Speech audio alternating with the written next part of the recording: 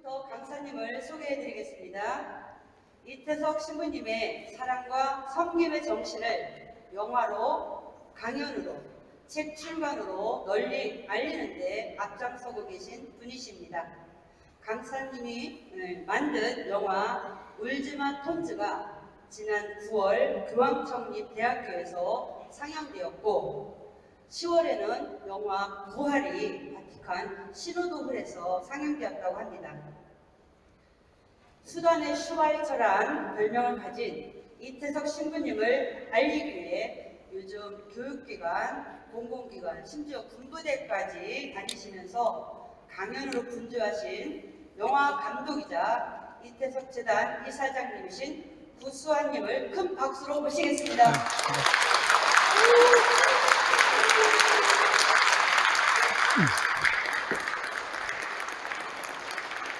네, 아주 성당이 너무 큽니다. 정말 감사드리고요. 사실 이제 성당에 와서 강연을 할 때는 여러 가지 굉장히 고민을 많이 해요. 어떤 말씀을 드릴까. 그런데 오늘은 조금 전에 잠깐 이제 말씀하셨지만 그 그러니까 바티칸에서 그 영화 상영한 소식 그걸 좀 전해드리고요. 그리고 지금 말씀하셨던 요거 좀 PPT 그 이태석 신부님의 삶을 왜 그분이 지금 선정하신 지가 지금 14년 됐습니다. 왜 14년이 지났는데 이게 시간이 가면 갈수록 그분을 찾는 그런 분위기들이 굉장히 더 많아져요. 이게 정말 신기한 현상입니다. 보통 영화가 상영이 되면은 한 6개월 반짝하다가 그냥 1000만 관객 영화도 6개월 반짝하다가 그냥 관객 수가 확 줄어버리는데 이 영화는 이 신부님 관련된 영화는요 이게 확 올라가지 않지만 서서히 올라가는 거죠. 저도 이제 영화를 2편을 만들면서 굉장히 좀 신비한 좀 체험을 하고 있습니다. 그 이유가 무엇일까? 오늘 그 이유에 대해서 말씀을 드리고요. 지금 여기 보면 화면에 보면은 요 왼쪽에 사진이 저희가 어디냐면은 이번에 그 부활 영화가 상영됐던 그 바오르 6세 홀입니다. 저기는 일반인들이 못 들어갑니다. 그리고 저기서 교황님이 주재해서 회의를 하시는 곳이 있어요. 그런데 저는 불교신자예요. 네, 불교신자 만든 영화가 저길 들어가서 영화가 상영이 됐다는 것은 이게 정말 말로 표현할 수 없는 아주 신기한 현상이 아닌가. 그래서 오늘 제가 체험했던 말씀들을 좀 드리도록 하겠습니다. 이태석 신부님의 삶에 대해서 많은 분들이 감동을 하고 눈물을 흘리십니다. 그렇지만 영화를 만든 제 입장에서는 사실은 신부님의 삶 속에서 우리 대중들에게, 국민들에게 하고 싶은 이야기가 있었어요. 그 이야기가 뭐냐면요, 행복에 대한 이야기예요. 우리가 살아가면서 많은 일들을 하잖아요. 열심히 살고 열심히 공부하고 하는 이유가 뭐냐면 돈 많이 벌고 이거보다는 제가 볼 때는 이 행복하게 살려고 하는 거라고 생각을 합니다. 그래서 이 행복한 삶이라는 게 무엇인가? 이거 굉장히 중요한 문제라고 생각을 해요. 그런데 요즘 보면은 행복한 삶에 대해서 보통 이야기를 하면 돈 얘기를 해요. 돈을 많이 벌어야 뭐든지 풍요롭게 할 수가 있으니까. 초등학교 아이들도 강연을 가보면 그런 얘기를 합니다. 그런데 그렇게 돈을 많이 벌어서 행복한가? 저는 아니라고 생각합니다. 그러면 도대체 진정한 행복은 어떻게 찾아야 되는 것인가? 이것이 바로 이태석 신부님의 삶의 그 해답이 있었던 거죠. 저 뒤에 좀 잘 보시는지 모르겠네요. 요 문구가 있잖아요. 굉장히 중요한 문구입니다. 제가 이 마이크를 잡고 지금 14년째 신부님의 삶에 대해서 강연을 하는 이유는 바로 요 문구 때문에 그렇습니다. 무슨 얘기인가요? 행복한 사람이 다른 사람을 행복하게 만들 수 있다. 이 이야기는 어떤 이야기냐면요. 가정, 사회, 가정, 사회, 그 다음에 국가. 그렇죠. 많은 사람들이 행복의 바이러스를 막 퍼뜨려야 사회가, 국가가, 가정이 행복해지는 거예요. 이태석 신부님의 8년간의 삶이 이것을 정확하게 보여줍니다. 제가 이제 이런 말씀을 아주 확실하게 강조를 해드리는 이유는 뭐냐면요. 그냥 제가 책을 보고 행복한 삶이 뭐지? 이걸 공부해서 그런 것이 아니고요. 제가 32년 동안 저널리스트로서 KBS에서 생활을 해오면서 아주 터득한 부분이었어요. 도대체 이 사회가 행복하려면 어떻게 가야 되지? 저는 그 부분을 이태석 신부님의 삶을 통해서 제가 본 거예요. 보통 이제 강연을 오면은 자기소개를 하잖아요. 자기소개를 하는데 저도 제 소개를 잠깐 드리겠습니다. 뒤에 얼굴, 이 잘생긴 얼굴 보이세요? 네. 저는 이제 KBS에서 34년, 35년 근무 생활을 하고 PD로 생활을 하고 이제 은퇴를 했습니다. 그리고 나서 지금 신부님의 삶을 알리는 일을 하고 있는데요. 지금 저 프로그램은 잘 아시겠지만 그 추정 60회라는 프로그램입니다. 저 프로그램은 굉장히 힘듭니다. 제가 지금 왜 이 말씀을 드리냐면은 제가 많은 분들이 제가 불교 신자잖아요. 왜 이태석 신부님의 삶에 대해서 당신이 거기에 주목을 했지? 이러한 질문들을 굉장히 많이 받습니다. 그런데 그 질문에 대한 해답을 드릴 때 제가 이 프로그램 했던 이 프로그램에 아주 깊은 연관이 있어서 말씀을 드리는 거예요.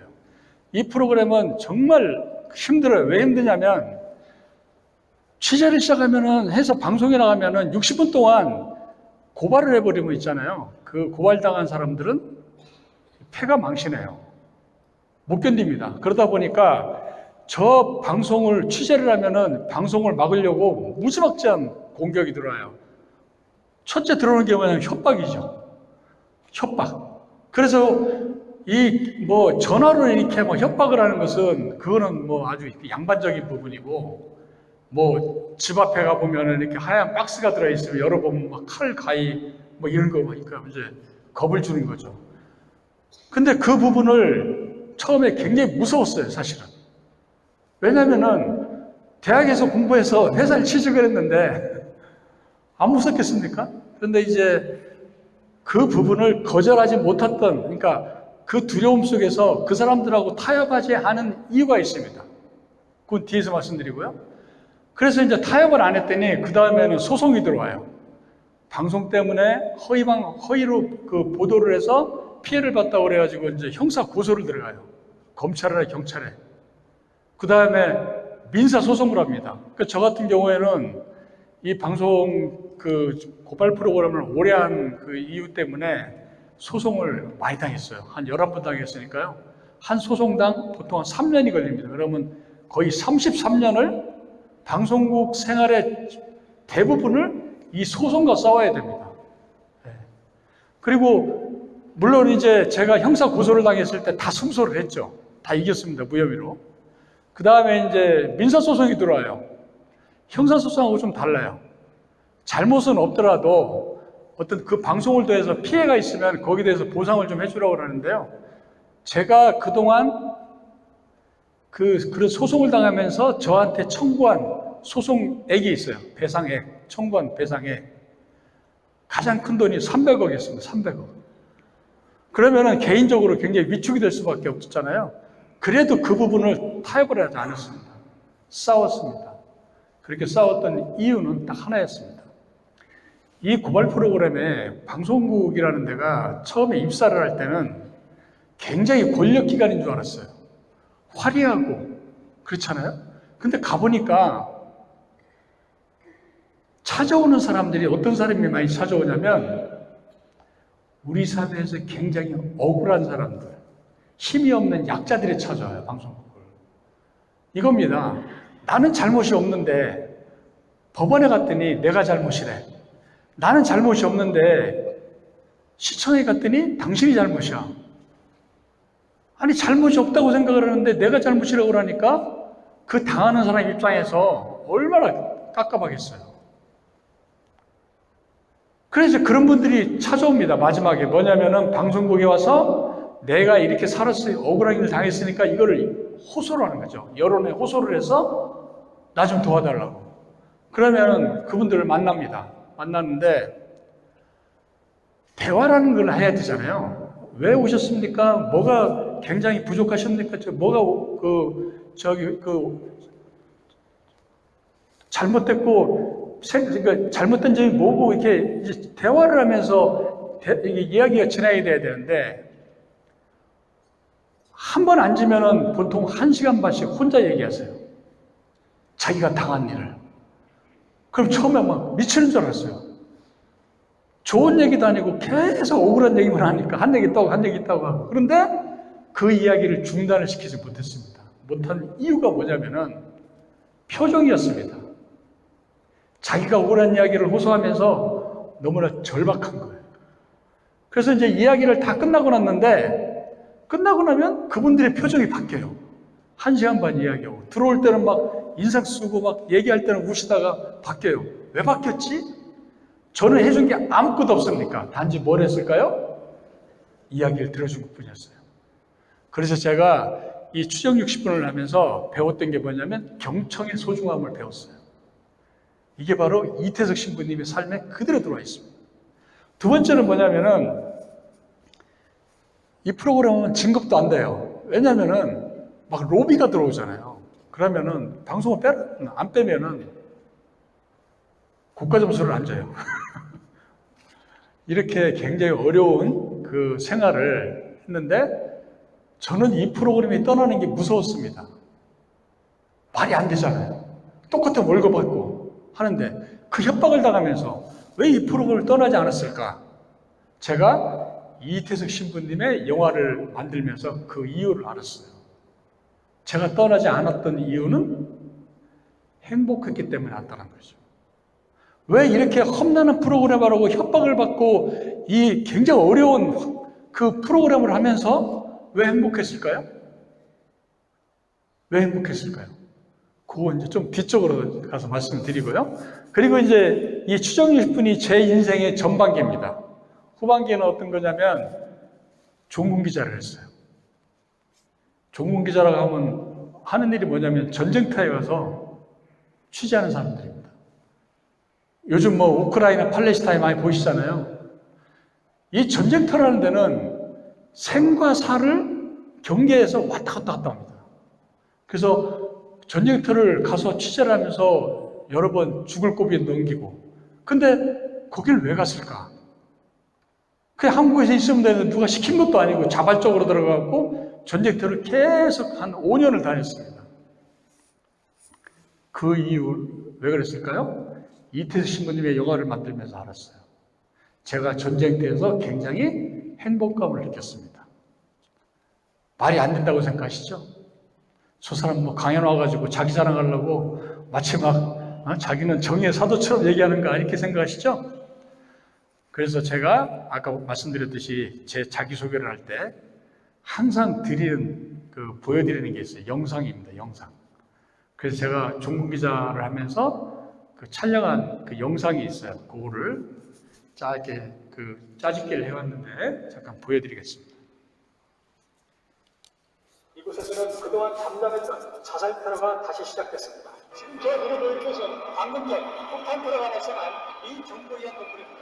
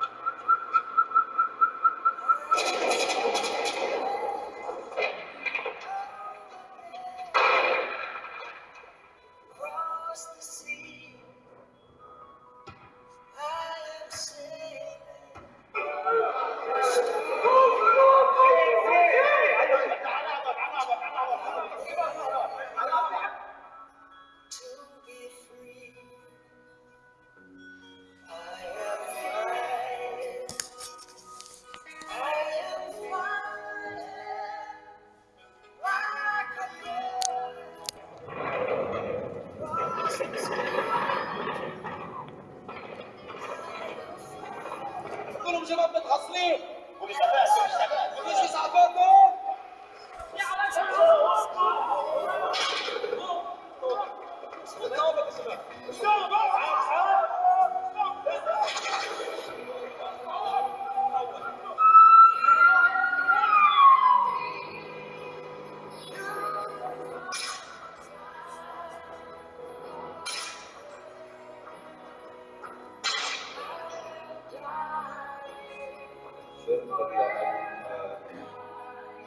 يتوفى بساعة من جسد اخذ زملاء المصابين وقناه المصابين وزملاء قناه المصابين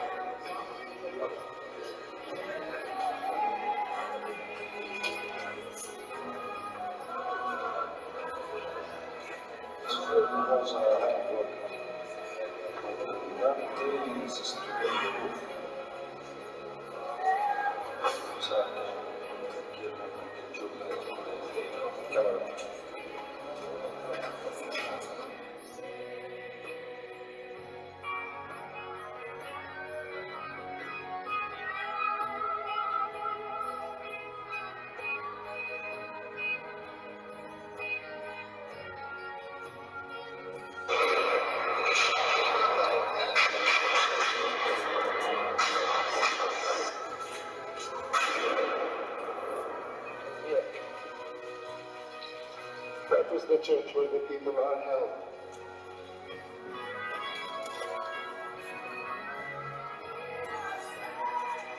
어제 이스라엘군이 부르질러 처참한 현장으로 변한 베들레헴 시장입니다. 지금도 저 한쪽에서는 연기가 솟아오르고 있습니다. 이런 베들레헴은 한마디로 죽어있는 도시라는 기억이 어울릴 것 같습니다.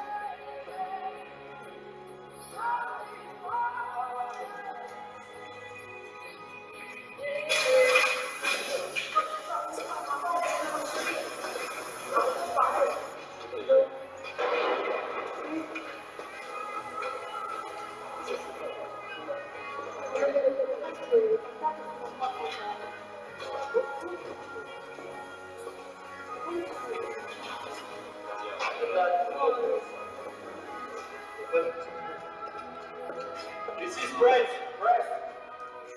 We want to live.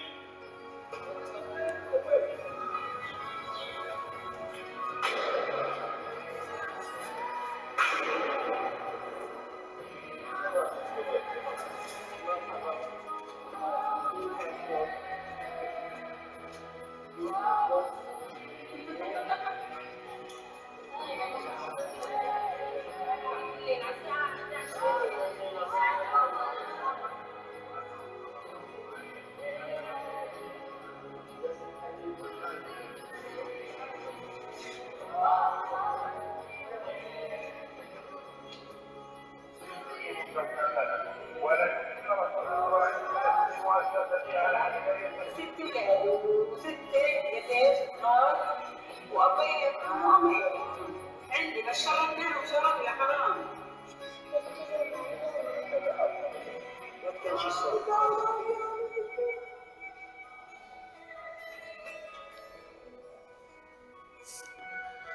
네, 지금 화면 잠깐 보여드렸는데요. 많은 분들이 질문을 해요. 왜 목숨을 걸고 전쟁터를 갔는지.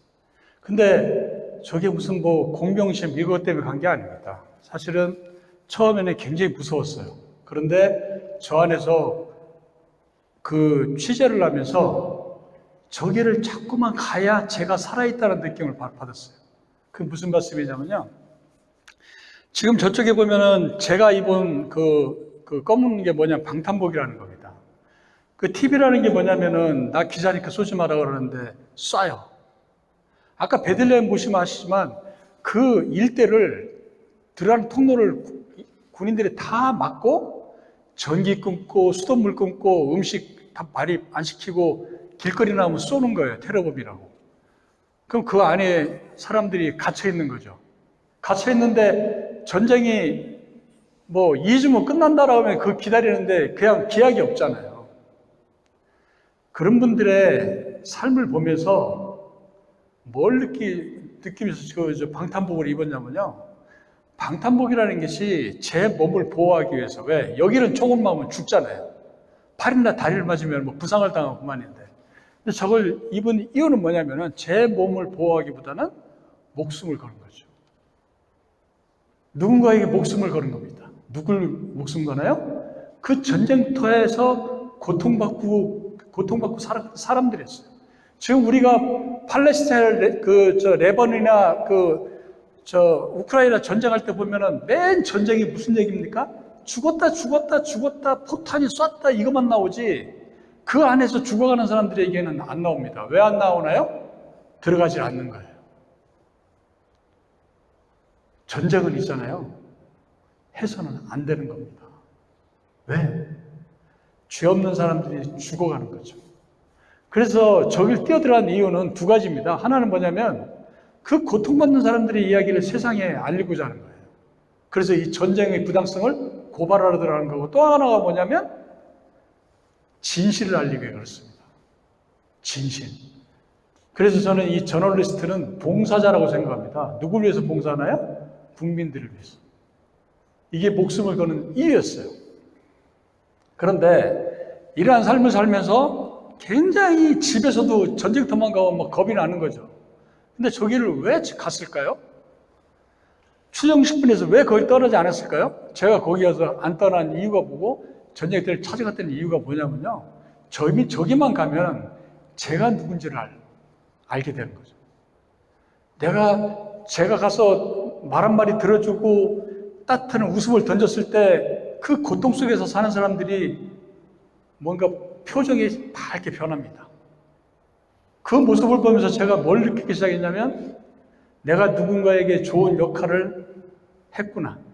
이것이 이제 점점 강도가 세져갖고 나중에 뭘 느꼈냐면, 제가 누군가의 삶을 바꿀 수 있는 능력이 있다는 걸 깨닫게 되죠. 왜냐?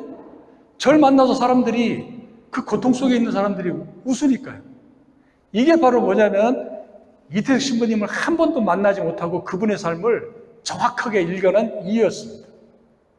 전공 기자를 안 했으면 제가 신부님을 삶을 읽어낼 수가 없겠죠. 근데 그럼 이렇게 사는 삶이 그러면 잘 사는 삶이냐? 잘 사는 삶인가? 지금에서 보니까 저 삶이 옳았습니다. 왜 그러냐면요, 작년에 팔레스타인 이스라엘 공격을 해가지고 이스라엘이 지금 그 가자지구를 쑥대밭으로 만들었잖아요.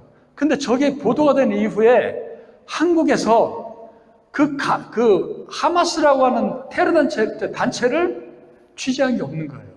그러니까 저는 은퇴를 하고 나왔을 거 아닙니까? 근데 이제 KBS에서 제가 20년 전에 그 하마스 단체를 만든 사람, 그 무장대원들을 다큐멘터리를 만든 게 있었어요. 헤즈볼라. 그게 테이프 있으니까 그 테이프를 갖다가 작년에 공개를 했더니 한 100만 명이 넘는 사람들이 저걸 보고 막 그러는 거예요. 그리고 그게 이제 화제가 됐어요. 그랬더니 회사에서 저한테 인터뷰 요청을 들어오는 거예요. 무슨 인터뷰냐 그랬더니 저 하마스에 대한 얘기를 좀 해달라고 그래요.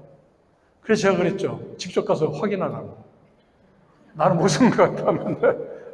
그랬더니 20대 후반에 아주 새카만 후배가 PD가 와서 인터뷰를 해달라고 해서 하셔서 했어요. 그래서 바로 저 프로그램입니다. 네. 이게 지금, 그래서 이게 보면 이것도 뭐 한 77만에 이렇게 돼 있잖아요. 2시간 인터뷰했는데 9분짜리로 달랑 만들었는데, 이 프로그램이 나가고 나서 저 보면은 저 댓글 있잖아요. 1000개가 넘는 댓글이 있잖아요. 저 댓글을 보고 제가 깜짝 놀랐습니다. 이 내용이 뭔지 잠깐 보고 그 댓글을 보여드릴게요. 최근 발발한 이스라엘 하마스 전쟁, 무고한 사상자들이 계속 늘어나 국제사회 우려가 심각한 상황인데요.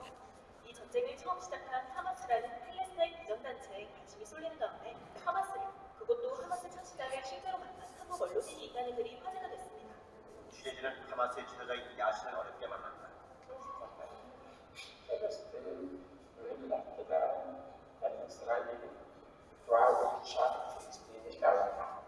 20년 전 하마스를 직접 만난 사람은 다름 아닌 유수환 전 KBS PD, 당시 KBS 스페셜 담당 PD였는데 9.11 테러 직후 기후로 지목된 알카에다를 비롯해 여러 이슬람 무장단체들의 이야기를 듣기 위해서였습니다. 어떻게 하마스 창시자와 대원들을 만날 수 있었던 걸까요? 당시 상황은 어땠는지 이수환 전 PD님을 만나 이야기를 들어봤습니다. 이 정도 보여드리겠습니다. 가서 보시고요. 이게 이제 댓글이 붙었어요. 1000몇 개가 붙었잖아요. 그런데 놀라운 건 뭐냐면은 이 댓글을 보니까요. 하마스에 대한 댓글은 한 50개도 안 됩니다. 이 하마스 프로그램 때 냈는데 전부 다 댓글이 뭐냐면 지금의 우리의 이야기였어요. 보세요. 뒤에 안 보이시니까 읽어드릴게요. 요즘 기자들 보고 있냐? 기자는 이런 거다. 주워 듣고 검색해서 쓰는 게 아니다. 그 다음에 나온 게 뭡니까? 존경합니다는 단어가 나오잖아요. 제가 저 댓글을 보면 느낀 게 뭐냐면 존경을 받으려면 목숨을 걸어야 된다는 것을 느꼈습니다. 그리고 그 다음에는 뭐냐면 자, 저때 기자님 눈빛 봐라. 안 꿀리고 반짝반짝하네 이렇게 썼잖아요. 이 안 꿀리고라고 하는 단어를 쓴 용어는 쓴 사람은 제가 추측한데 10대나 20대입니다. 어른들은 저 안 쓰잖아요. 아니 20년 전의 테이블 저하고 나이 차이가 굉장히 많은 어떻게 보면 꼰대 나이잖아요. 나이 차이가 나는데 어떻게 저 테이블 보고 저런 그 반응을 보이지? 이게 사실은 저도 굉장히 놀랐어요. 세 번째는 직업정신. 그 다음에 뭐죠? 뭉클해진대요. 그래서 섭섭하죠. 목숨을 걸고 그렇게 해야지 사람들이 마음이 뭉클해지는구나. 저분은 나보고 계속 죽으란 얘기냐. 뭐 이런 생각도 들기도 했는데. 그런데 이 1000몇 개의 댓글에 제가 답을 다 해드렸어요. 왜? 당신의 그 말씀이 옳습니다라고 해서 했는데 이 1000몇 개의 댓글 중에 저를 아주 흥분시킨 댓글이 있었어요.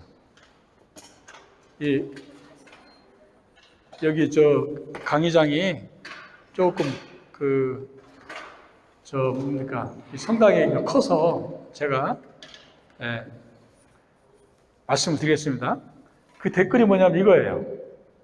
완전 동안이다. 저보고 상남자 그 자체다.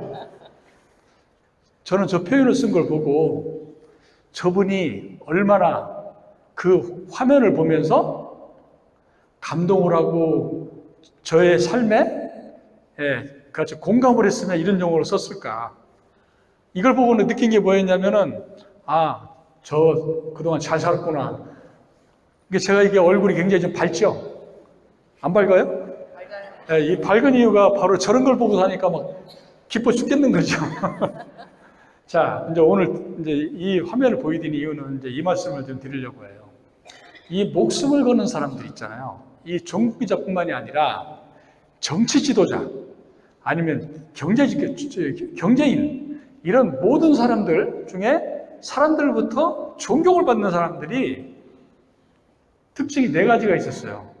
이게 굉장히 중요한 얘기입니다.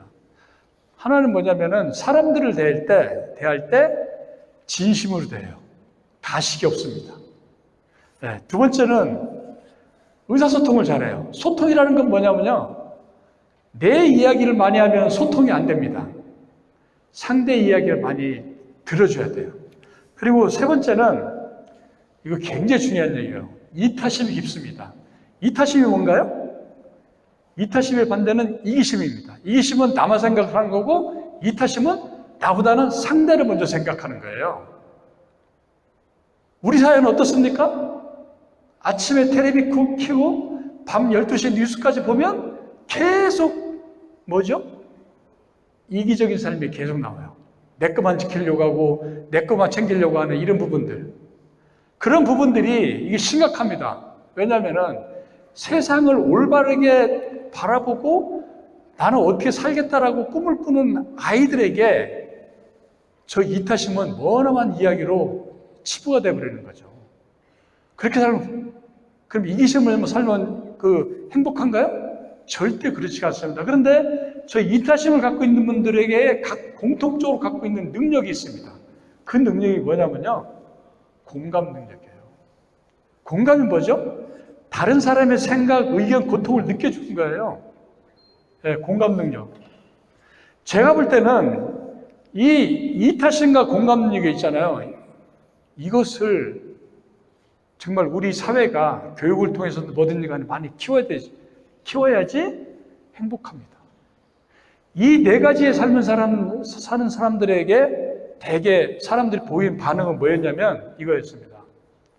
굉장히 존경합니다. 왜냐면 아까 보셨잖아요. 자기를 희생하니까. 두 번째는 이제 더 중요한 얘기가 나옵니다. 이거 꺼졌나요? 네. 저 존경하고요. 그 다음에 이 존경받는 사람들이 왜 사람들부터 존경을 받아야 되냐면 그 존경하는 사람들은 무슨 말과 행동을 해도 사람들로부터 네, 제가 하겠습니다. 네. 네. 사람들부터 신뢰를 받습니다. 그렇잖아요. 이 신뢰라는 것은 우리가 살아가는 데 있어서 정말 제일 중요한 겁니다. 왜냐면은 누군가가 나를 믿어야 내가 무슨 말을 하고 무슨 물건을 만들든 그것이 내가 내 뜻대로 이루어지는 거잖아요. 근데 지금 뭐죠? 우리 사회 같은 경우는 이 신뢰가 붕괴가 돼 있잖아요. 안 믿는 거예요. 의사정책을 얘기를 해도 안 믿는 거예요. 좋은 정책이라도. 왜? 불신이 가득한 거죠. 왜 그렇습니까? 앞부분에 어떤 이타심과 이기심, 이것이 이 사람들의 어떤 삶의 어떤 그 생각을 바꾸는 거죠. 존경받고 누군가로부터 존경받고 누군가로부터 신뢰받는 삶을 사는 사람들은 대체적으로 보면 굉장히 행복합니다. 그렇잖아요. 왜 그렇습니까? 행복이라는 것은 내 삶에 대해서 만족을 느끼는 거죠. 그렇잖아요. 어떤 사람이 나를 굉장히 존경스럽다고 하고 내가 무슨 얘기를 하면 당신 신뢰한다고 하면 그 기분이 나쁜가요? 좋습니다. 이 존경받고 신뢰받는 삶, 이것은 경험해본 사람만 그 기분을 알아요. 목숨을 걸고 뛰어들어가는 이유가 뭐였냐면 저 두 가지에 완전 빠져버리는 거죠.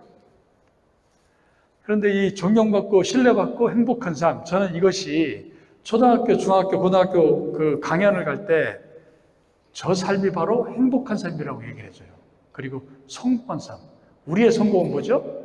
뭔가 높은 자리에 올라가지고 호령을 하고 돈을 많이 벌고 많이 벌어서 무슨 특권을 갖고 사는 기득권처럼 사는 것을 그 성공이라고 하지만 그렇게 살면 행복한가요? 제가 30여 년 동안 다큐멘터리를 100여 편을 만들면서 만나본 경험으로 봐서는 절대 그렇지가 않습니다. 그래서 이제 제가 이 존경받고 신뢰받고 행복한 삶, 이 부분을 알려야 되겠다 해서 그 다큐멘터리 만들 때 아이템을 찾습니다. 그러다 만난 분이 누구냐면 바로 저분이었어요. 이태석 신부님이었습니다.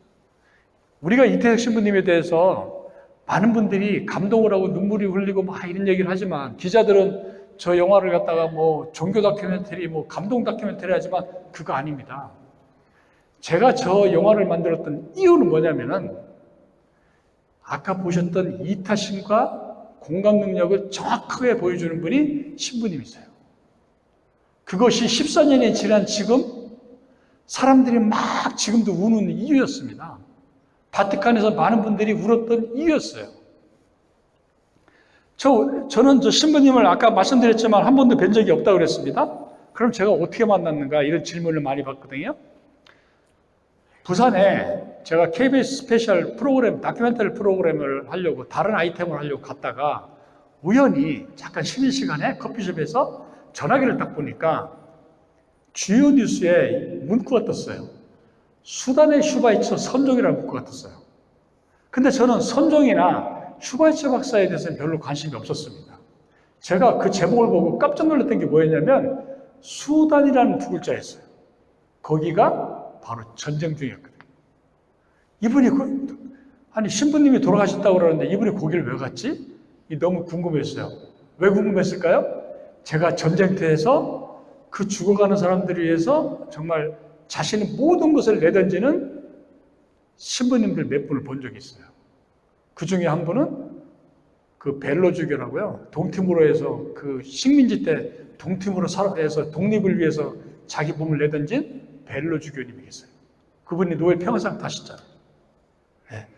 그런 분들을 제가 봤기 때문에 도대체 이분은 누구지? 궁금해가지고 들어가 봤더니 의사 선생님이었어요. 학교를 지은 교육자였고요. 브라스피드를 창제한 그 음악가였고, 그 다음에 마지막 세상에서 가장 그 불쌍한 사람이라고 하는 한센병 환자의 아버지 역할을 했습니다. 하나하나가 저희 가슴을 막 뛰게 했어요. 어떻게 사람이, 인간이 이런 삶을 살 수가 있지? 이 열악한 곳에서? 저기는 전쟁을 하다 보니까 남은 30여 년 동안 전쟁하다 보니까 남은 시설이 없어요. 특히 의료시설은 전무합니다. 네. 거기에 가서 당신이 배웠던 그 의료, 의사 기술, 배웠던 의료 지식을 조그마한 움막집을 갖다 놓고 환자를 진료하는데 제가 놀랐던 건 뭐였냐면 단순한 환자 진료가 아니었습니다. 조그마한 움막집에서 하루에 본 환자가 300명입니다. 혹시 여기 오신 신자님 중에 의사 선생님이 계신지 모르겠는데요. 혼자서 300명인데 그것도 더 놀라운 것은 들어오는 환자가 뭐 내과 환자 이런 게 아니었습니다. 내과, 외과, 소아과, 총상 환자, 별의별 환자가 다 들어와요. 다 들어오는데 제가 그 신부님이 쓴 그 환자들 명단 쫙 봤어요. 빼곡하게 들어와 있어요. 있는데 제가 놀란 건 뭐냐면은 8년 동안 단 한 건의 의료사고가 없었습니다. 그 열악한 환경에서 환자를 진료했는데 이게 말이 안 되잖아요. 제가 왜 그렇게 확신을 했냐면은 여기는 토속 신앙이 강해요. 그래서 우리가 미신이라고 하잖아요. 거기에 믿는 지도자가 있어요. 그래서 외부에서 사람이 들어가고 사람을 만져서 죽잖아요. 그럼 바로 죽여버리는 거죠. 그런데 나중에 보면 그 제일 높았던 그 추장이라는 사람이 신부님 앞에서 진료받아요. 배 아프다고. 그 신부님이 이 사람이 바로 그 추장이라고 할 정도로. 그럼 도대체 그 열악한 환경에서 300명이 하루에 300명의 환자를 보면서 8년 동안 의료사고가 이렇게 의료사고가 나지 않는 이유가 뭐지? 봤더니 아까 보셨던 4가지였습니다. 환자를 낳을 때 진심으로 대요. 그래서 신부님의 쓰던 그 외장하드를 제가 입수를 했어요. 그래서 외장하드에 있는 신부님의 글을 쫙 보니까 이런 게 있어요. 의사와 환자의 만남은 어떤 만남이냐고 이렇게 썼냐면요. 아픈 사람과 치료를 해주는 사람의 만남이라고 이렇게 만남이 아니라 인간과 인간이 영원히 만나는 엄숙한 순간이라고 그래요. 처음에 영화 제작하기 전에 이분의 삶을 영화를 만들까 말까 고민하는데 왜 깜짝 놀라냐면 그 다음 얘기가 더 깜짝 놀랐어요. 우리가 보통 이제 여기 성당에 가서 고해성사를 하잖아요. 신자가 신부님에게 고해성사를 하는 그 순간보다 더 엄숙한 순간이었었어요. 신부님이. 그래서 제가 언뜻 생각드는 게 뭐냐면, 야, 이분은 가톨릭, 이런 선교 이런 차원의 문제가 아니었구나. 그래서 제가 신부님한테 막 빠져들기 시작한 거죠. 어떻게 이런 말씀을 과감하게 하실까? 바로 그 환자를 진심으로 대한 거 있잖아요. 그래서 신부님이 가장 반갑게 맞이한 환자는 돈을 많이 갖고 온 환자가 아니었습니다. 새벽 3시, 4시에 오는 환자였어요. 왜 그러냐면 여기는 교통편이 없다 보니까 환자들이 걸어오는 거죠. 살기 위해서 의사가 있다는 소식을 듣고 쫓아오는 거예요. 얼마나 이 삶에 대해서 간절했으면 걸어서 몇 10시간씩 걸어올까. 그러니까 환자가 딱 들어와서 새벽 3시에 문을 두들기면 왜 왔냐고 소리 지르는 게 아니라 문을 열고 어디가 아픕니까 이렇게 하는 게 아니었어요. 부엌에 가서 밥을 갖고 와서 밥을 먹여요. 그리고 나서 이야기를 하다가 환자 진료가 시작이 됩니다. 그래서 제가 그걸 딱 보고 느낀 건 뭐냐면 병이라는 것은 마음의 병이 굉장히 크구나. 네. 환자가 뭐죠? 신부님을 전적으로 신뢰하는 겁니다. 신부님이 이렇게 가라면 이렇게 가는 거예요. 그러니까 제가 이제 이러한 삶에서 본 게 뭐였냐면 리더의 모습이었습니다. 리더는 가리키는 사람이 아닙니다. 힘 있는 사람이 아니에요.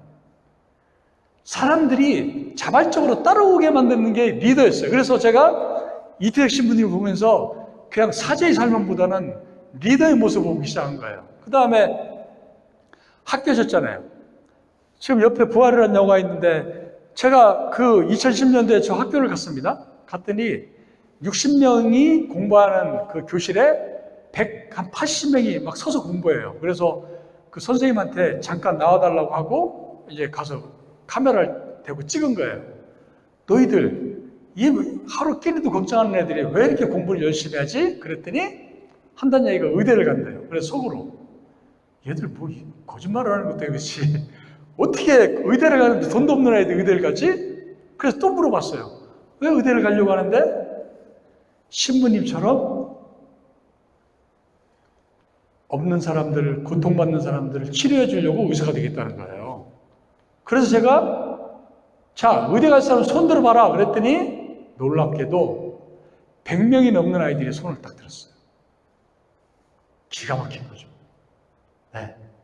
그 아이들이 제가 10년에 가보니까 그 교실에서 맡던 아이들이 저렇게 의사 가운을 입고 딱 등장합니다. 이건 기적입니다. 네, 기적이죠. 아이들이 신부님의 삶을 그렇게 따라갔던 이유는 뭐냐면요. 신부님이 항상 자기네들과 함께 있었고 자기들을 위해서 뭔가 해주려고 노력하셨고 자기의 부모님, 본인 아니면 주민들을 살리려고 막 애를 쓰는 모습을 보면서 아 저렇게 살아야 되겠구나 마음을 움직인 거예요. 네. 그것이 저런 결과. 그러니까 저도 그 부분도 신부님과 뭐 아이들 관계가 아니라 리더의 모습을 본 거죠. 리더라는 사람들은 역할은 뭐죠? 사람들에게 뭔가 희망을 줘야 되는 겁니다. 그리고 이제 브라스 밴드는 잘 아시겠지만 그 35인치 브라스 밴드잖아요. 처음에 제가 이해가 안 되는 거예요. 전쟁터에 무슨 브라스 밴드가 있었지? 그래서 제가 이제 그 신부님 글을 읽다가 막 찾아봤어요. 사진도 찾아보고. 봤더니 신부님이 그 브라스 밴드를 만든 이유가 있었어요. 그 이유가 뭐냐면 이 전쟁터에서 아이들이 매일같이 보는 게 뭐죠? 집에 가면 시신 있죠. 아버지 엄마 죽고 길거리에 시신 있고 포탄 떨어지고 이게 제정신이 아닙니다.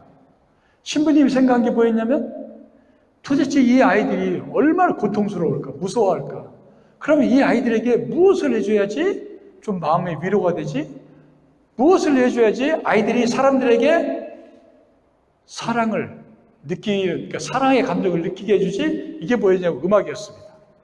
그 음악은 당신께서 어릴 때 성당에서 풍금 치면서 외로움을 달랬다고 그러잖아요. 이것을 아이들한테 접목을 시키는데 그러면 도대체 저 악기를 어디서 갖고 왔나 봤더니 신부님이 눈물의 편지를 씁니다. 그 편지를 보니까 정말 눈물이 나요. 누구한테요? 한국에 있는 지인들한테 편지를 써요. 도와달라고.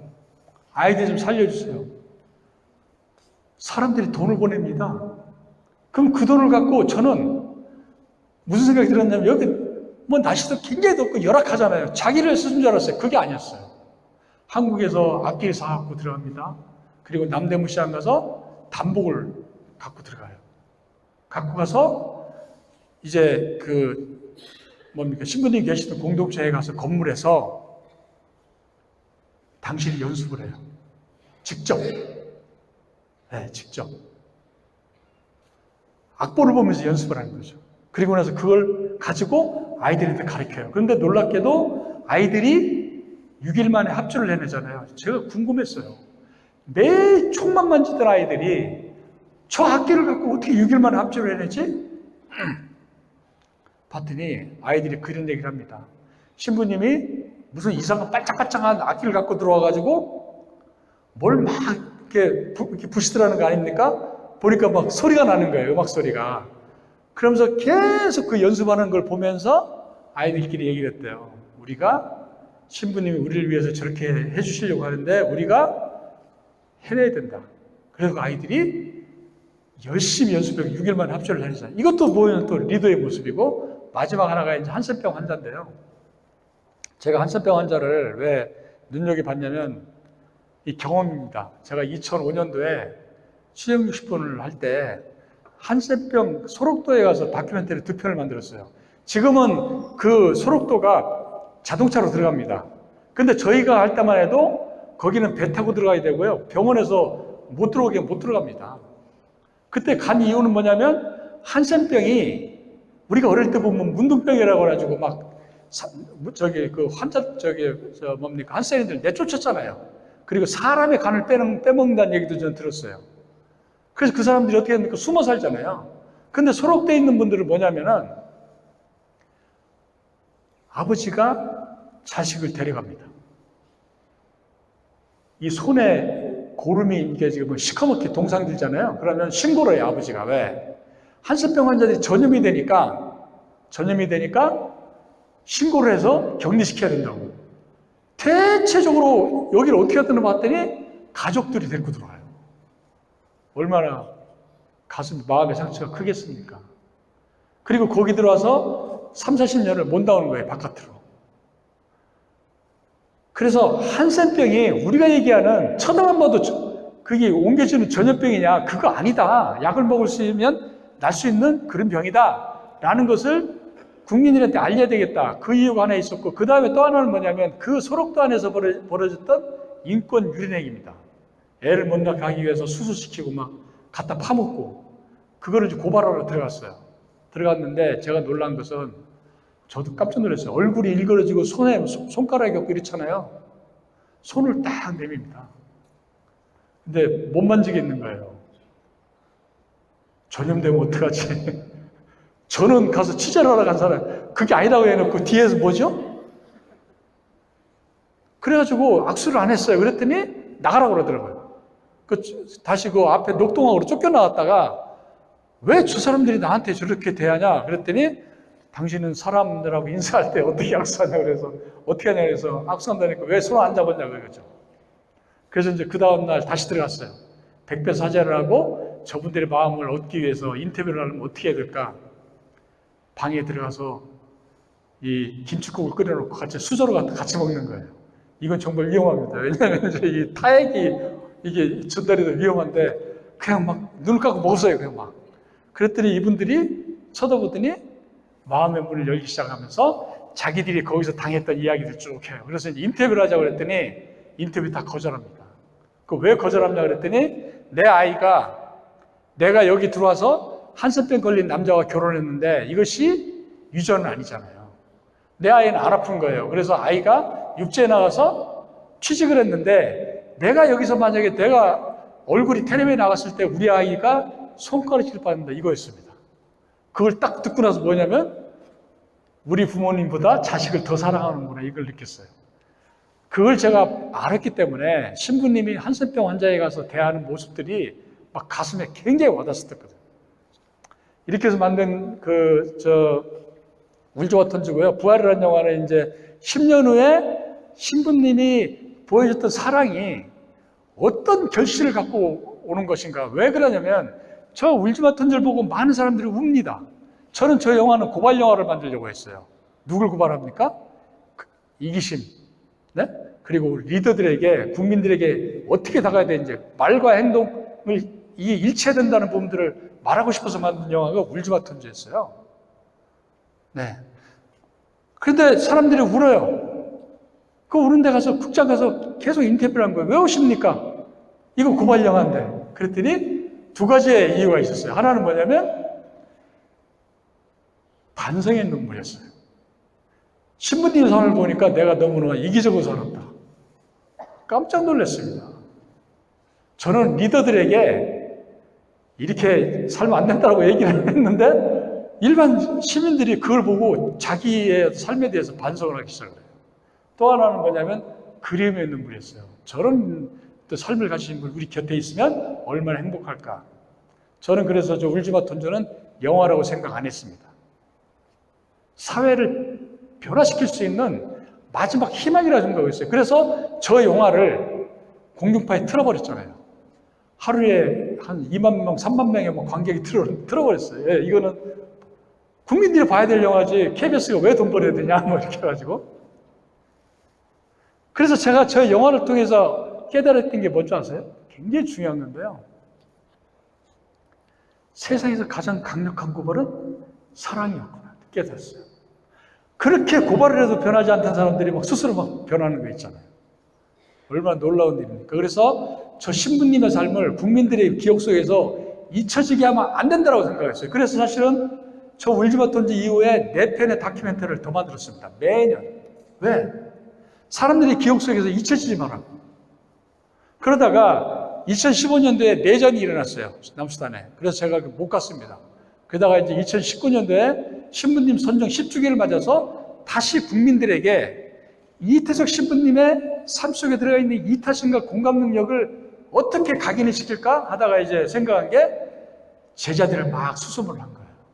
봤더니 약사, 의사, 기자, 이 상상도 못하는 일이 벌어진 거예요. 그래서 남수단 쫓아 들어갔죠.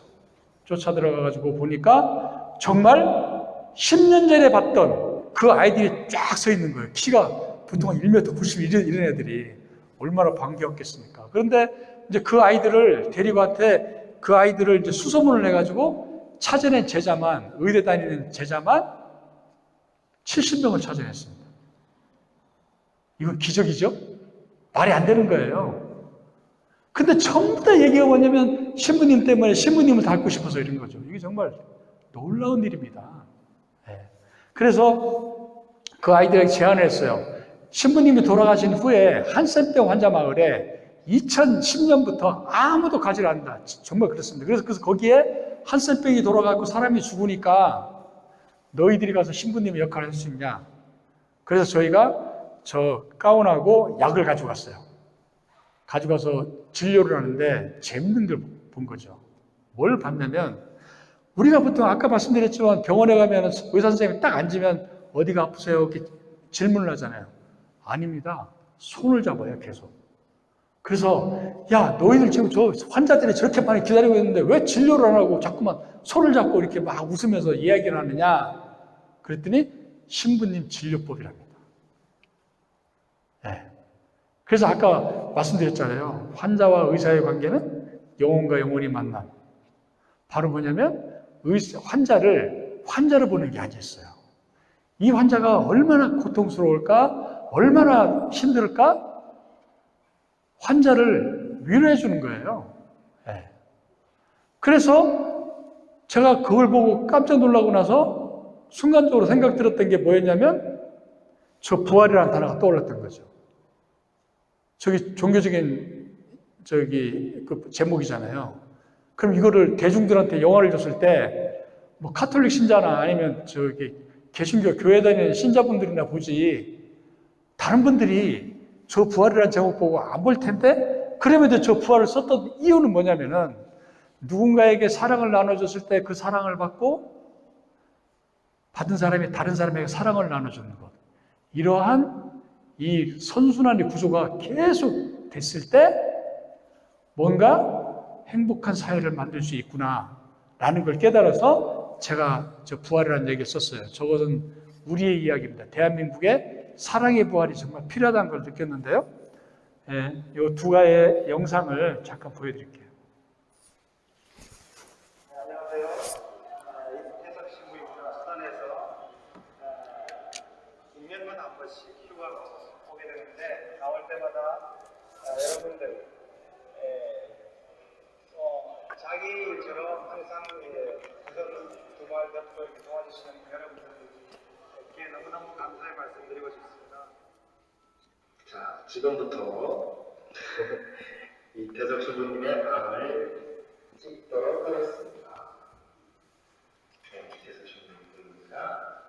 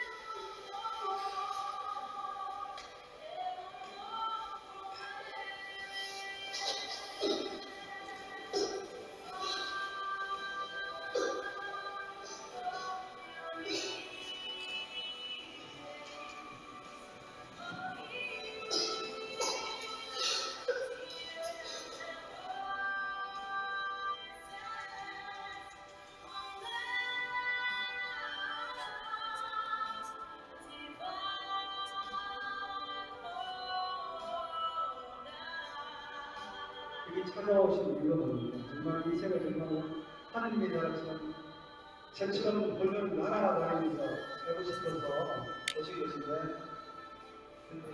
날 위해 많은 것들이 따르고 있어요. 하나씩 비울 때 그걸 정말 알 수 있고 진정한 그 행복을 누릴 수 있지 않을까 그렇게 생각합니다. 네. 조금 전에 보셨던 그런 감동적인 상황을 만들어낸 것은 신부님이 대단하게 무슨 생각을 갖고 하신 게 아니라 바로 여기 나온 겁니다. 나눔이라는 시에 다 들어가 있어요. 나눔은 내가 얻은 것을 다른 이에게 함께 나눠주는 것, 내가 아는 것 다른 사람에게 알려주는 것. 그리고 뭐죠? 나눔은 참 신기한 요소 하나입니다. 왜냐하면 기쁨과 행복까지 선물로 주니까 이렇게 써 있잖아요.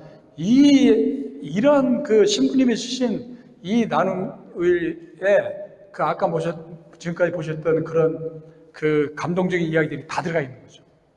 그런데 이렇게 신부님이 그렇게 대단한 삶을 사시지 않았어요. 이분은 오히려 저를 나중에 저를 만나신다면 저한테 막 뭐라고 할 수도 있을 것 같아요. 너는 당신 뭔데 내 삶을 당신 마음대로 해석을 하느냐라고 얘기할 수 있을 것 같은데, 제가 이제 이번에 바티칸에 가서 이걸 확인하고 왔어요. 사실 이 바티칸에 영화 상영하는 것은 제가 울지마턴지도 상영이 됐고요. 이제 부활도 상영이 됐는데, 이번에는 이제 부활이 상영이 됐어요. 했는데, 이번 상영은 저로서는 굉장히 대단한 의미가 있어요. 어떤 의미가 있냐면, 신부님의 삶을 해석을 해놓고, 제가 그 카톨릭 신자도 아니고 신부님을 만나본 적이 없기 때문에 과연 이게 맞을까? 그래서 생각한 게 뭐냐면, 신부님처럼 살아보자 해갖고 지금 재단 일을 하고 있는 겁니다.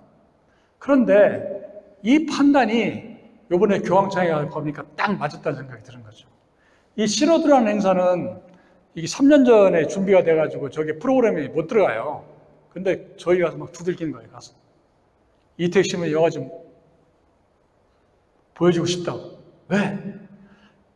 프란시스코 교황님께서 계속 얘기하셨던 가난하고 고통한 사람들에게 희망을 주는 이런 말씀이 신부님이 그대로 해석한 겁니다. 그럼 프란시스코 교황님의 말씀은 누구의 말씀인가요? 바로 예수 그리스도의 말씀이었던 거죠. 네.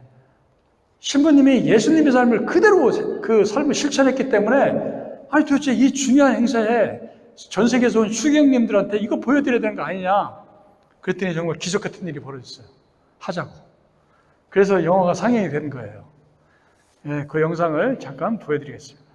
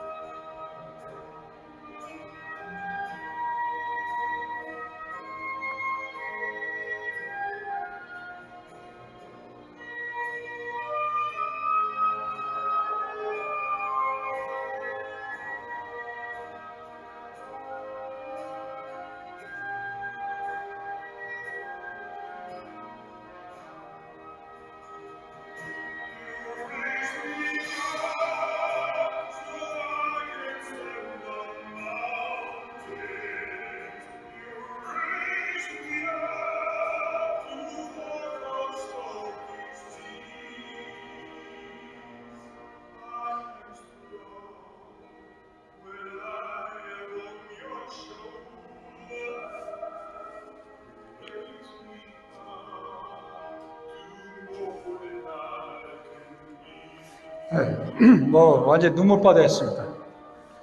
왜 울까요? 한 사제의 그 삶에 대해서 왜 울까요? 와, 분위기가 장난이 아니었어요.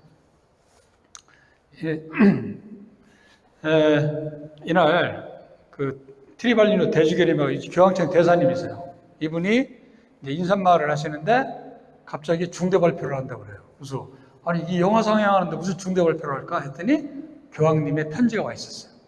그때 교황님께서 그 룩셈부르크에 그 저기 순방 중이었어요. 그래가지고 편지를 보내왔는데 편지의 내용이 이탈리아 말을 모르잖아요. 그래서 뭐 저분이 이제 이탈리아 말씀 막 하시는데 무슨 얘기인지 몰랐는데 그 이제 편지 전문을 갖고 이제 이 전화기 갖다가 번역을 딱 해보니까 너무 아주 뒤집어지는 줄 알았어요. 왜냐하면 교황님께서 영화에 대한 이야기를 일단 하셨고, 그 다음에 뭐죠? 이태숙 신부님의 삶을 딱 어떻게 정의했냐면 우리 사제들이 가야 될 길이라고 딱 얘기했어요. 정리를.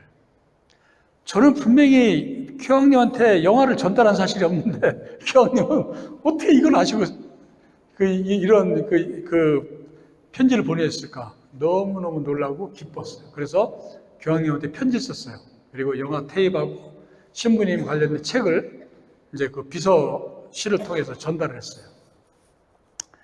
그리고 이분은 이제 그 신호도 총 책임자예요. 네. 그 그레크스 추기경님인데 저분은 영화가 끝난 다음에 3번이나 저희 재단 쪽을 찾아왔어요. 고맙다고. 그리고 이 시노드가 추구하는 그 방향을 정확하게 영화가 보여줬다고 얘기를 했어요. 그리고 그 저희한테 그 미국 저기 해외에 있는 유명한 신발 이렇게 만드는 업체를 소개해 주겠다고. 그래서 한 선생님께 나눠주라고 막 이럴 정도로 아주 분위기가 대단했습니다. 그리고 저분은 누구냐면은 그 살레시아 수도의 제일 높으신 분이 총장님이시죠. 추기경님으로 이제 아마 되신 것 같아요. 그래서 여기 오셔가지고 같은 살레시안으로서 굉장히 감동을 하고 우리 살레시안들에게 좀 영화를 보여주면 좋겠다라고 말씀도 하셨고요. 여기는 그 포콜라레라고 해서 굉장히 큰 단체가 있어요. 그 본부에 가고 그 로마 본부에 가고 상영을 했는데 여기도 한 300명 정도 왔는데 여기도 완전 눈물바다였어요. 기가 막힙니다. 왜 올까요? 사람들이 영화를 보고 왜 감동을 할까요? 아까 보셨던 여러 지점들이 있어요. 한센병 환자에게 사랑을 나눠주는 모습에서 감동을 느끼고, 또 어떤 분은 그 제자들이 의사가 돼가지고 딱 등장을 하잖아요. 그리고 묘지에 가서 울잖아요. 이제 그걸 보면서 막 굉장히 감동을 느꼈다는 부분들이 있는데, 제가 왜 이런 놀랍다는 말씀을 드리냐면 대한민국 극장에서 저 영화를 보고 느꼈던 반응하고 똑같습니다. 어떻게 그 높으신 추기경님하고 우리가 보통 사람들이 본 감정이 똑같을까? 바로 그 카톨릭의 어떤 사제의 삶이라고 보기보다는 인간의 삶이라고 하는 이 관점에서 본 거예요. 근데 신부님의 삶이 사람들이 감동을 느낀 건 두 가지였는데, 하나는 뭐냐면 사랑의 힘이었습니다. 야, 저렇게 예수 그리스도의 예수님에서 사랑을 나눠주니까 저런 상상도 못하는 일들이, 그 기적같은 일들이 벌어졌구나. 이거에 대해서 굉장히 감동을 느낀 거고요. 또 하나는 뭐냐면 저는 굉장히 중요하다고 봅니다. 이 행복에 대한 부분이었어요. 행복한 삶. 신부님이 계속 말씀하시잖아요. 행복하게 살려면 어떻게 살아야 되지? 그래서 제가 마태복음 유일하게 애우고 있는 그 규제가 나있습니다. 가장 보잘것없는 얘기해 준 것이 나에게 해준 것이다. 그걸 왜 잊어먹지 않냐면 그것이 성경의 말씀이지만 저는 여기 신부님이 보셨던 행복하게 살아가는 방법을 알려주는 교과서라고 제가 얘기를 하고 다닙니다. 그게 뭐냐면 아까 전쟁터에서 보셨잖아요. 나의 도움을 받아서 기뻐하는 사람들의 모습을 보면서 내가 누군지를 알게 된다는 것이죠. 이게 아주 그대로 일치가 되는 부분이고, 신부님이 아프리카에서 8년 동안 계시면서도 행복했던 이유가 바로 저거였습니다. 내가 누군가에게 사랑을 나눠줬을 때 그 나의 사랑으로 굉장히 힘을 갖고 좋아하는 모습을 보면서, 기뻐하는 모습을 보면서 행복감을 느꼈다고 조금 전에 막 말씀을 하시잖아요. 그래서 제가 생각했던 게 뭐였냐면, 우리가 와서 저 성경을 읽고 막 하지만, 비신자 입장에서 봤을 때, 이게 간단한 거였구나. 성경의 말씀대로 살아가면 행복하게 사는 거구나. 정령 먹고 사는 거구나. 이거를 제가 많이 느꼈어요. 느꼈다기보다는 절감했습니다. 이 신부님이 계셨던 이 수단입니다. 저기는 2011년도 7월 9일 날 이렇게 분단이 됐어요. 위에는 수단이라는 나라는 원래 수단이라는 나라였는데 저기는 종교가 이슬람입니다. 밑에는 카톨릭이에요. 그래서 무지하게 싸웠어요. 종교 간의 갈등, 그 다음에 여기가 지하 자원이 많아요. 석유도 아프리카에서 6번째로 많은 나라예요. 그래서 어떻게 됩니까? 강대국들이 들어와서 막 싸움을 시키는 거죠. 30여 년 동안 내전을 해가지고 인구가 1100만 명에 300만 명 넘게 죽잖아요. 그리고 모든 게 파괴됐고. 그래서 세상에서 가장 가난한 나라라고 하는 나라가 수단입니다. 이 나라에 제가 갔을 때 전쟁터를 많이 다녔기 때문에 어지간한 데는 제가 다 경험이 있는데요. 죽는 줄 알았어요. 왜냐하면 한낮 기온이 영상 56도입니다. 네. 56도. 그 다음에 말라리아 모기가 무지 많아요. 그래서 이 나라 사람들의 사망 원인 1위가 말라리아입니다. 그래서 저도 여기 갔을 때 말라리아 모기에 물리면 안 된다는 강박관념 때문에 신부님이 지금 숙소에서 잤는데 잘 때 뭐 입고 잔 줄 아세요? 모기약 뿌리고 모기장 치고 잤는데요. 여기 입고 계신 그 파카 있잖아요. 그걸 갖고 입고 잤어요. 왜 그랬습니까? 모기침이 이게 들어오게 하면 안 된다고 그래가지고 1분만 있으면요 뒤에가 땀이 막 그냥 아주 강물처럼 흥건합니다. 이 신부님은 여기서 8년을 어떻게 버틴 거지? 이게 막 굉장히 궁금했어요. 그게 아까 보셨던 사랑의 힘이었습니다. 그리고 뭐죠? 고통받고 가난한 사람들을 위해서 뭔가 희망을 주겠다 이거였어요. 이게 바로 제가 볼 때는 그래서 제가 주제넘지만 예수님의 그 삶을 사셨구나 하는 것을 제가 막 깨닫기 시작한 거죠. 얘들이 누구냐면은 이게 아까 의사 된 애들 있잖아요. 걔들이 어릴 때 모습입니다. 소년병이라고 굉장히 유명해요. 수단의 소년병. 몇 살 때 군대 가나 봤더니 제가 이제 종군기자를 해봤기 때문에 물어봤어요. 그랬더니 7살 때 군대 간대요. 뭐하지 7살 때 가서? 사람을 죽인답니다. 누굴 죽입니까? 친한 사람을 죽이는 거죠. 그걸 안 해오면 때리고 밥도 안 주고. 그래가지고 8살 때 군대에서 청소시키고 9살 때 사격훈련 시켜갖고 10살이 되면 전쟁터를 나갑니다. 10살이 되면 우리나라만 초등학교 3학년 정도 되죠? 3, 4학년? 우리는 3, 4학년 때 뭘 배우나요? 초등학교 때? 인성을 배웁니다. 세상을 착하게 살아가는 이걸 배워요. 근데 얘들은 뭐죠? 생존을 배웁니다. 적을 죽여야지 내가 죽는 거죠. 그래서 이 눈빛이 이렇게 살벌한 아이들입니다. 이 살벌한 아이들이 신부님 만나서 이렇게 있대요. 이거 기적 같은 일이지 않습니까? 저게 어떻게 가능하냐 봤더니 대단한 게 아니었어요. 신부님이 저 아이들이 군대를 끌려가니까 유니세프한테 얘기를 해갖고 군대를 빼내와요. 근데 아이들이 군대를 또 갑니다. 왜 그렇습니까? 집에 가면 먹을 것도 없죠? 사람을 죽이던 아이들이기 때문에 그게 몸에 배어 있는 거예요. 그래서 다시 군대를 갔는데 신부님이 다시 포기하지 않고 다시 빼내와요. 빼내와서 바로 아이들을 여기로 데리고 옵니다. 이게 미사를 드린 성당입니다. 여기처럼 큰 성당이 아니잖아요. 들어와서 아이들에게 뭘 주냐면 책을 나눠줘요. 책을 통해서 아이들이 뭐죠? 서방 세계의 이런 삶의 모습들을 보는 거죠. 신부님 방에 제가 취재를 갔을 때 보니까 비디오 테이프가 한 300개가 있었어요. 대한민국의 비디오 테이프. 그걸 아이들한테 보여주는 거예요. 아이들이 그런 화면을 보고 책을 보고 전쟁터를 가고 싶겠습니까? 안 가죠. 그러니까 아이들이 여기 계속 모여요. 그래서 제가 물어봤어요. 야, 너희들이 사람 죽이던 아이들이 책 나눠줬다고 그러면 그렇게 개가천선하냐? 나 이해가 안 된다 그랬더니 두 가지를 얘기합니다. 하나는 뭐냐면 신부님은 항상 우리 곁을 떠나지 않았습니다. 아침에 새벽에 일어나서 미사 드려야죠. 끝나고 병원 가서 환자 300명 보죠. 끝나고 환센인마을 가야 되죠? 그럼 돌아오셔가지고 또 6시에 또 미사 보죠? 그리고 저녁이 되면 쉬어야 될 거 아니에요. 근데 아이들 곁으로 가는 거죠. 그리고 두 번째 하나는 뭐냐면 혼내지 않았으면 되겠습니다. 그래서 신부님 그 찍은 사진에 보면 애들이 계속 그 시커먼 얼굴을 해갖고 이게 엄지를 내는 게 있어요. 그래서 이게 뭐냐? 그랬더니 얘들이 이게 뭔지를 몰랐던 거예요. 항상 신부님이 뭐죠? 칭찬을 해준 거죠. 너희들이 최고야. 그래서 나중에 아이들이 사진만 찍으면 이렇게 찍은 거예요. 아이들에게 혼내지 않고 칭찬을 해준 거예요. 그러니까 아이들이 매일같이 두드려 맞던 아이들이 가면은 뭔가 칭찬을 해주고 뭔가 보여주려고 하는 부분이 있어서 막 이제 이 성당으로 모이는 겁니다. 집에 안 가는 거죠. 근데 여기에 신부님의 사랑이 얼마나 깊은지를 보여주는 게 바로 저 형광등입니다. 여기는 지금도 전기가 안 들어와요. 처음에 저 전기가 왜 들어왔나 봤더니 그게 굉장히 궁금했어요. 영상 56도에 야, 저기 가면은 전기가 들어오니까 냉장고가 있을 거고 찬물은 뭐 있겠구나 생각을 할 거 아닙니까? 그 가가지고 정말 부끄러웠습니다. 왜 부끄러웠냐면 이렇게 따라가 보니까 지붕에 태양광시설이 돼 있어요. 아니 전쟁의 와중에 누가 저걸 해준 거야?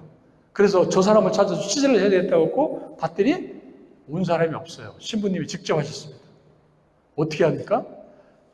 한국에서 후원금 받아서 그 돈 가지고 케냐에 가서 저거 사다가 설치법을 배워가지고 설치를 합니다. 그리고 나서 전기를 공급하는 데가 두 군데가 있었습니다. 하나는 뭐냐면 그 냉장고. 여기가 전염병이 들어오니까 백신을 보관하려고 냉장고에 24시간 전기를 공급하고요. 또 한 군데가 어디냐면 아이들이 책을 보는 데는 24시간 불을 밝혀 있습니다. 이것이 아이들이 신부님이 말씀을 하면 그대로 따라오는 이유였던 거예요. 예. 따라와라가 아니라 아이들에게 진심으로 뭔가 해준 거죠. 그 살바랬던 아이들이, 사람 죽이던 아이들이 술 한 양이 돼갖고 들어오는 거죠.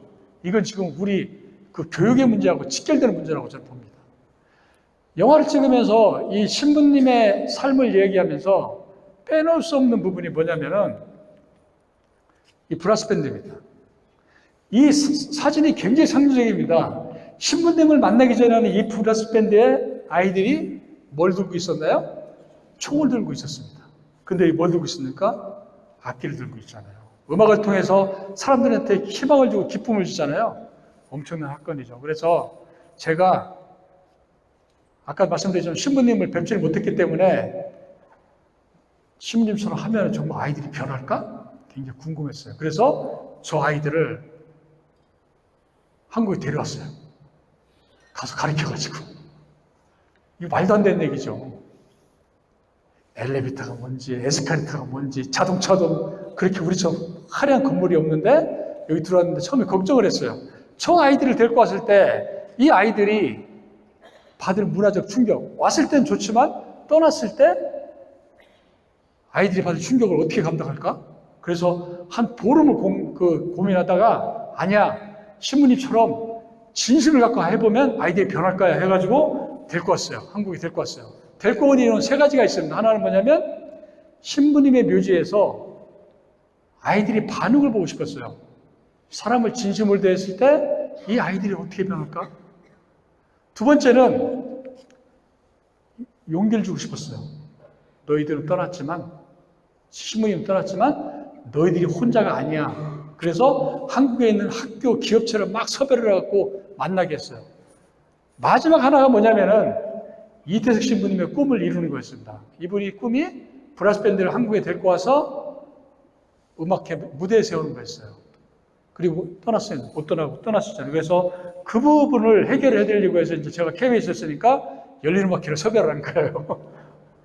네, 그래서 PD한테 막 뻥을 쳐가지고 받아내고 여기 가서 신부님이 그 불렀던 아이들을 가르쳤던 사랑해 하고 고향의 봄을 한국말로 막 연습을 시켰는데 5일 만에 한국말로 노래를 합니다. 궁금하세요? 네, 보세요 그러면.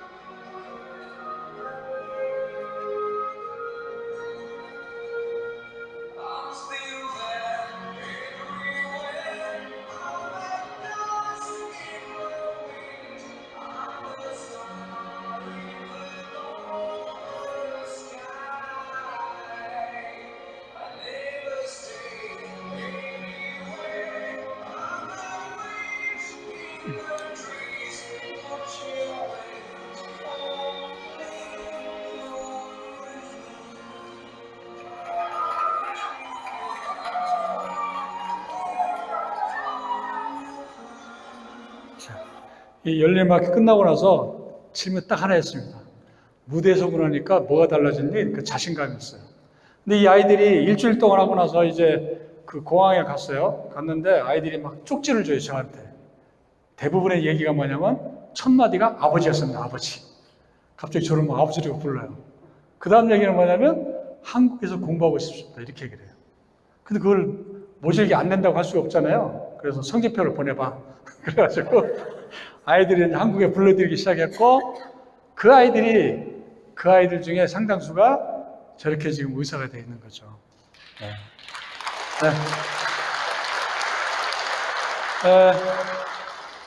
제가 2020년부터 재단 이사장을 하고 있습니다. 이사장 하는 이유는 유가족의 강력한 요청에 의해서 저는 이런 거 굉장히 싫어하거든요. 현장에서 뛰는 걸 좋아하는데 신부님의 삶처럼, 그러니까 신부님의 삶을 알리고 있는데 어떻게 하면 국민들에게 신부님의 삶을 정확하게 믿을 수 있게 할까? 일단 얘기하는 사람이, 말씀드리는 제가 신부님처럼 살아야 되겠구나 생각을 한 거죠. 네. 그게 아니면 저를 믿지를 못하겠다 생각을 해가지고 재단 이사장을 맡으면서 굉장히 많은 일을 하고 있어요. 그래서 최근에는 우크라이나까지 들어갔어요. 전쟁통에 신부님의 삶을 가지고 희망을 좀 가졌으면 좋겠다고 했는데 굉장히 많은 일을 하고 지금 신부님 같은 삶을 사는 아이들을 좀 키워야 돼 해가지고 리더십 학교도 하고 있어요. 그 영상을 이제 거의 시간이 다 됐기 때문에 좀 보여드리겠습니다.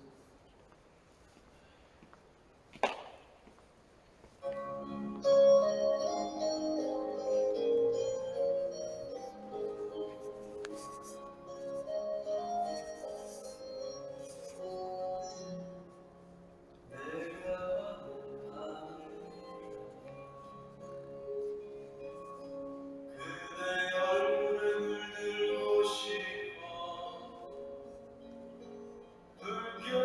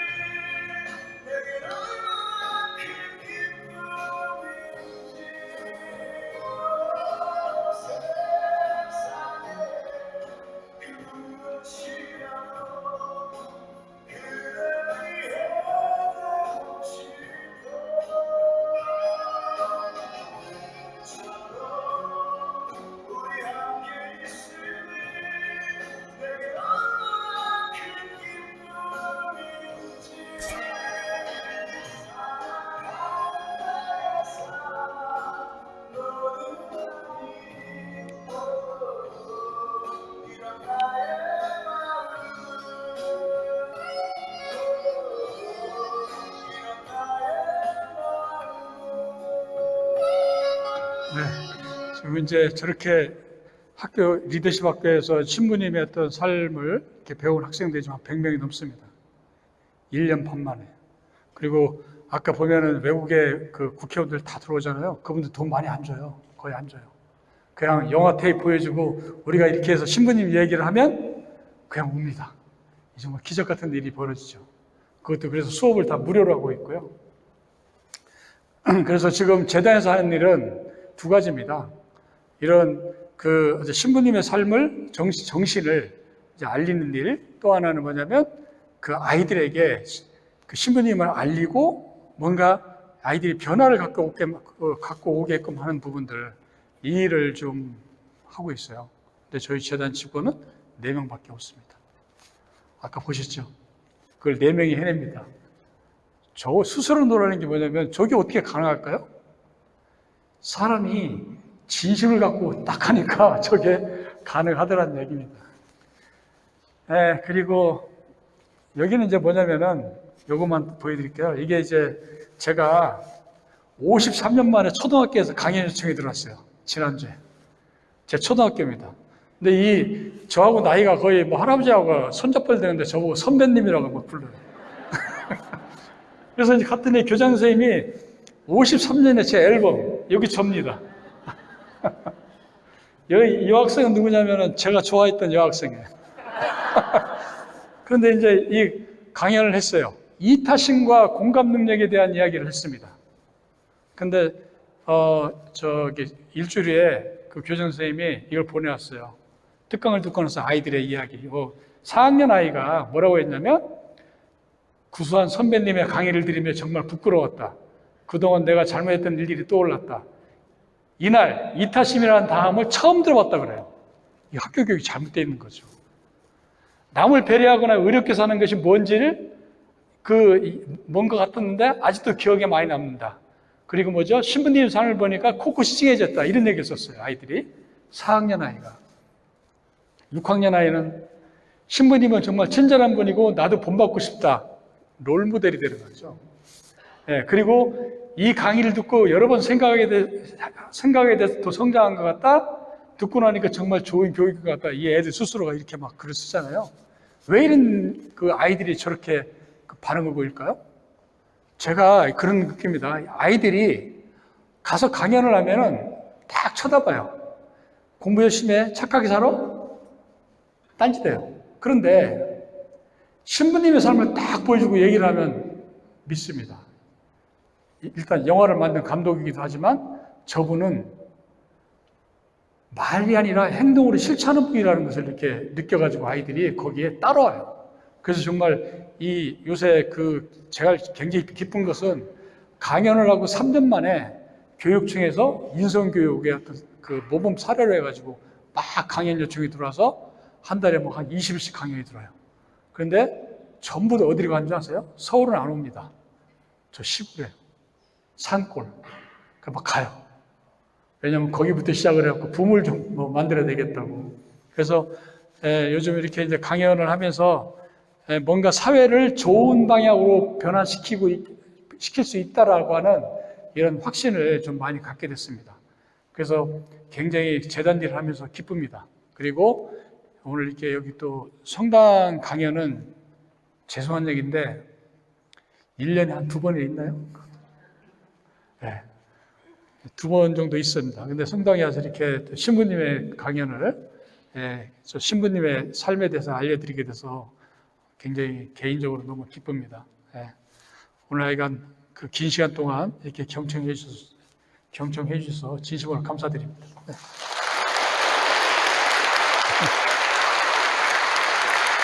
우리에게 큰 의미를 주시는 강사님께 감사의 큰 박수 다시 한번 부탁드립니다.